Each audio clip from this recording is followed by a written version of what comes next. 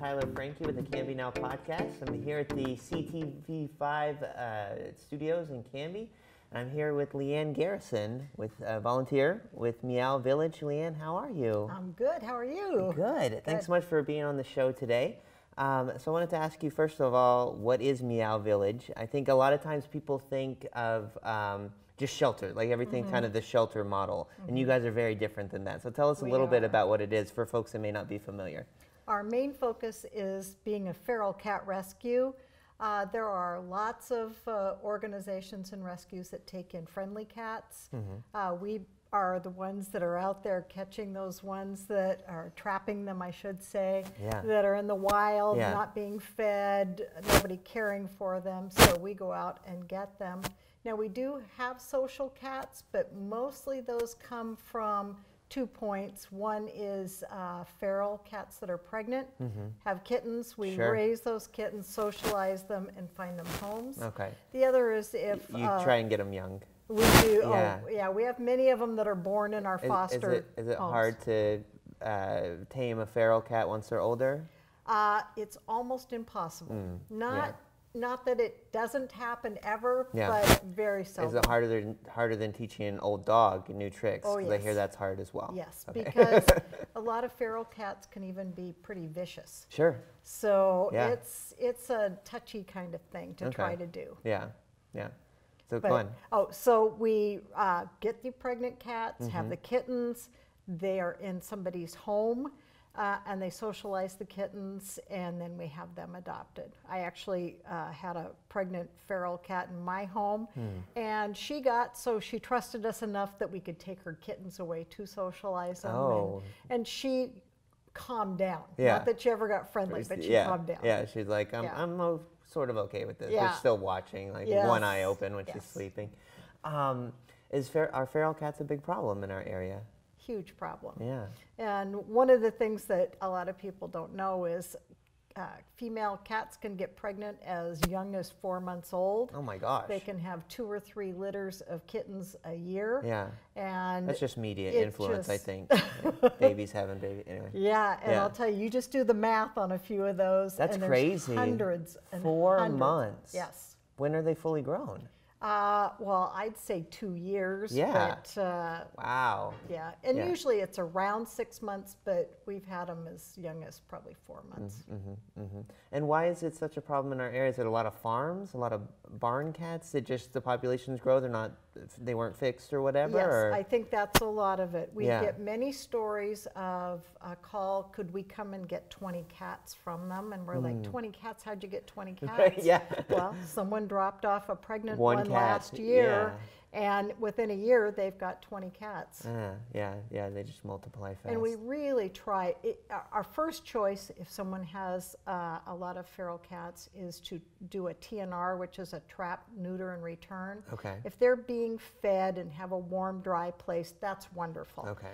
If a lot of times there isn't a caregiver, somebody moved, left the cats, then we will trap the cats, get them vetted, neutered, spayed, vaccinated, and then find them a barn home. So you kind of have an interesting story you were telling me about how you got involved in the first place. You live out toward Banks, out in the country, have your own experiences with feral cats. Yes. And so we got 4 cats about 3 years ago. And the mice in my husband's shop were not too appealing to him. And I actually counted their... They weren't like the Cinderella mice. No, they were helping. They weren't helping. No.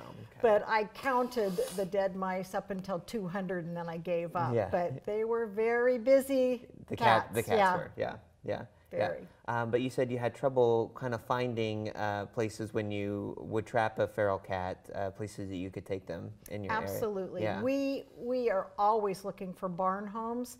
And we have a pretty sophisticated program where we get the cats. Any cat that's brought to you has been fully vetted, has their rabies shots. And we bring you what we call an acclimation shelter, a cage. For $30 a cat, what we provide is the cage, food, for that 3-week acclimation time. That helps the cats get used to this being their house. Yeah. It's safe, there's food here. And then after 3 weeks, you open the door and the cats say, oh, this is my home now, Right. and hopefully they stay. Right. And the benefit to folks who might be interested in doing that would be obviously your Natural rodent control. natural rodent control is what you're getting out of the deal, but you're also helping a cat, absolutely. that probably does not have a good life, might wind up getting hit by a car. Or eaten by predators. Yes, yeah. And all we ask people is that they provide them a warm, dry place and feed them And every food. day. Yeah. That does not detract them from rodent control feeding them. Right, So right. 'Cause they usually don't eat them. They're just proud of it. Yeah, Yes. they'll just pass them along to you. hunting, Yes. playing. Hunting and playing. Yeah. Well, how many volunteers do you think you have? I think there's probably between 30 and 40 right now. Yeah. Most of those are foster homes for the different cats that we take in, Yeah. The kittens. Then there's a certain group, a section of those people which is smaller that do the trapping Yeah. and barn deliveries. Yeah. We even have got people that transport between vet and wherever the cats are trapped Sure. and their foster homes. Yeah. So it's really a village of people that get things done. Yeah, Yes. that's awesome. And cats. Yes. So I think it's awesome. I found the website. I found some of the social media. It's a huge thing. I mean, when you look at the numbers, hundreds and thousands of cats that have been served, rehomed through Yes. the work of Meow Village and its Yes. volunteers. And it's Yes. right here in Aurora, where it's Yes. based. I don't remember if I mentioned that.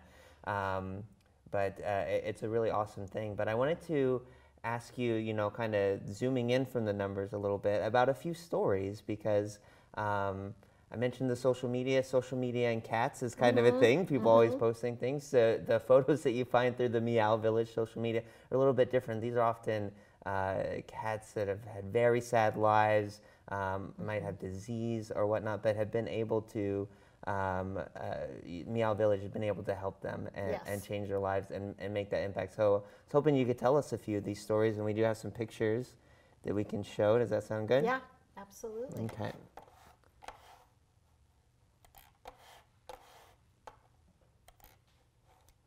Let's start with Blue. Yeah. Blue was out in Mahamna, I believe is how you say it. This was a a farm that was, I guess I'd call it a hoarder, that there was garbage and junk everywhere. And one of our volunteers had tried to go out and trap there before, and the people didn't want help. Oh, okay. And so they moved. Yeah. And so our volunteer went out and trapped. And you look at Blue. Blue looks like he would rip you. She looks like she could rip you apart if you got too close. Yeah, it does not look like a friendly cat. Yeah. And doesn't look healthy, obviously. No, I mean, you no. look at that cat, skin and bones. And Sherry brought brought them all into her home. They trapped 11 cats. Yeah. Brought Blue in, and Blue turned out to be a fairly friendly cat. And she was so stained from urine and garbage. It was hard to know that she was even an all-white cat. I think we've got some after pictures. after pictures here. can get Yes. them. There you go. And so this was shortly after she was trapped, but we could tell she was a friendly cat. And then after she got cleaned up and vetted, and this is her now. And Yeah. she's still looking for a home. Yeah. And but she's a very Whole different cat. yes, whole different cat. She's going to have a much better life now. Right.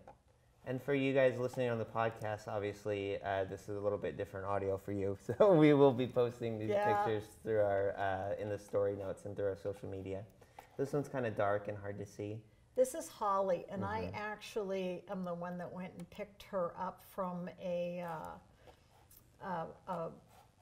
acreage out in Hillsboro. And she was a feral cat, and when I picked her up and looked in this carrier, half of her face was gone. Yes. Even the skin over her teeth was gone. Yeah. I She'd took been her. in some kind of car thing, you think? Well, we know that we think that this was probably either a raccoon or a coyote that it looked like claws had taken off her face. Poor thing. Yes, it was heartbreaking. Yeah. And without Meow Village, a lot of these cats would be probably trapped and put down, I would imagine. Well, and a lot of people say, you know, we've called so many places. Yeah. And one of the things I'm very proud about Meow Village is they don't ask how hurt they are, how old they are they adoptable? Right. Right. Are they friendly? Yeah. We do what we can to help them. Yeah. And Holly. That's so cool. Holly, I took her in, and before I got back to my car, the vet tech came out and said they don't think they can save her. Right. And we both cried, and you know, it was so hard. And an hour later, I get a phone call, and they said, "Is it okay if we try and save her?" And I'm like, "What? Absolutely." Yeah. Well, the vet went to give her shot, and she raised up off the table and headbutted her and started to purr. Yeah. She had some fight in her. Yeah, it was like, okay, and she's a young cat. Well, she took her home, and it was touch and go for a while, but the vet's mother adopted her, and we've got some after pictures of Holly, and it was amazing. This is her, and the thing I like about this picture is there's so much life in that eye that you don't even notice the other side of her face is gone. Right. And I'm sure she doesn't notice either. No, She's she is just a happy wonderful, cat. wonderful, happy cat. Yeah. Okay, well, we have another eye one. This one came out recently on the social media. I am on Team Pickles. I've been following his story. Another sad one. This one was a car, I believe. This was the car, yes. He had been run over. Yes. Yeah. And his hind end was kind of broken. We're still not sure if his tail's going to make it or not. Yeah. But poor Pickles, and he was an owned cat that got out. And I just want to say, you know, if folks are kind of grossed out by some of these pictures, like this is just stuff that's real. I mean, these are things that people in our community are dealing with and trying to help with, and I do think it's important to show these pictures. Yes. So it's hard to look at, but we took this cat in, and the people that owned it, it was a loved cat. Yeah. I mean, there's no doubt about that. But they couldn't afford this. They didn't think that. Yeah, they couldn't afford the care. Yeah, so they surrendered him to us. And we've got an aftercare. Even at this cat, as you can see some personality. Yes, you can see how hurt this cat is, and yet he was not terrified. This is him after his surgery. He's doing well. Yeah. We get. He's looking for a home too, I think. Yes, but he'll be in care for another, few weeks until he's fully recovered. But he's doing very well. And again, that one eye, you can see the personality and the life coming through. Okay, I'm excited to hear about this one, Teddy. Oh, Teddy, yes. Teddy was, he's got quite a reputation. This one, I think, was on Canby Now, the Facebook page. People might possibly remember. He was known as like the gas station cat. Yep, and he was, several people tried to trap him. Right, and tried to, I'm sure they have the scars to tell the stories. He did not want to be trapped. We kind of thought he was pretty feral. Well, when we finally got him, which it didn't take too long to trap him, got him into the vet, it turned out he was fairly friendly, and he is a majority Maine Coon cat, which, as you probably know, get very large. Yes, they do. And I'm from Maine, actually. We used to have a Maine Coon cat. Yeah, they do get so I've got a couple of pictures. Here he is. He's starting to fill out a little bit, getting some regular meals. And he was more used to people, I think, than maybe some of the ones that you find in the woods and stuff. Once they get over their terror of being trapped and people trying to grab them, he is now with a family that is very used to Maine Coons, and he is running the house already. Right. Once they realize these people will feed me and be my servants, they decide that they like they start giving them orders. They like the arrangement. Okay, we got one more here. This is Thundercat. This is Thundercat. This is again. Look how skinny the before and after. I like having them side by side like that. And this is another one that we thought was pretty vicious. Yeah. Now, Thundercat, when we take cats in, we test them for what's called FIV, which is a contagious feline disease. It's a very painful death once it starts taking over. So it's hard to find people that understand FIV, that a cat can live a long, healthy life. So they just want to put him down. Yes, Yeah. yes. And so it took a while to find him the right home, and he is in that home now, and he has another cat there, and So they there's no play. cure for FIV? No. So it is one of those Got that, a Siamese friend? yes, Yeah. yeah. And if they're social, you know, it's spread through scratching and biting, and if they're social and in a safe place, they don't spread the disease. So. Sure.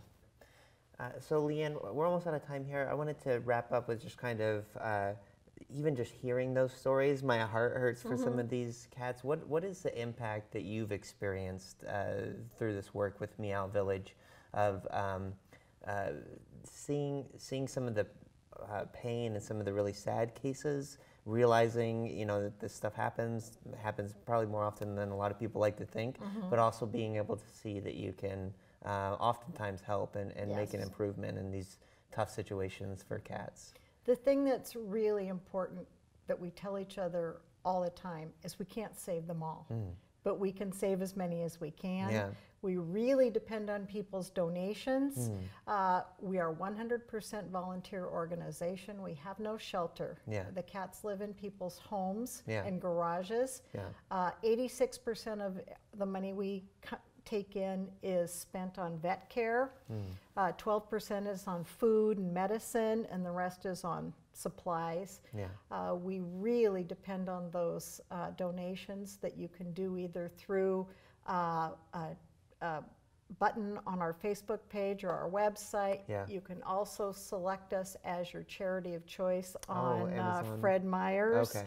and Amazon Yeah. Prime. Yeah. Every little bit helps. It's Amazon Smiles? Smile, I think. yes, Yeah. yes, sorry. Yeah. Amazon Smile. Yes. We also, for our barn cat programs, we always are looking for blankets and sheets to cover our Okay. acclimation cages. Yeah. We had a lovely experience a year ago where the Boy Scouts made us what we call sleep boxes, where we take the boxes that paper come in and make little doors and put towels in them and stuff, and that's Oh. what go in the acclimation cages. Okay, yeah. So we've had some real good community involvement. That's great. I will say one thing I'd like to ask for, or two things really. Barn homes for our feral cats to go Sure. to. Yeah. And the second thing is we are really in search of a vet partner in the Salem area. Oh, okay. Right now, our two vets that work with us to keep the cost down of vet care is Willamette Valley in their Tualatin and Gladstone offices. But we have a lot of volunteers in the Salem area, and that's a lot of driving. So we're looking for a vet to partner with in that area. So if Cool. anybody knows of anybody, So all you Salem vets that yes, are watching we'd right love now. to hear from you at Meow Village. But I do bet we have some viewers and some listeners that have a barn, and you yes, know, we yeah. have a barn. We already have quite a few cats, but we may be able to take on a few more. But if people are interested, where can they find you? You can find us on meowvillage.org on the web or our Facebook page of Meow Village.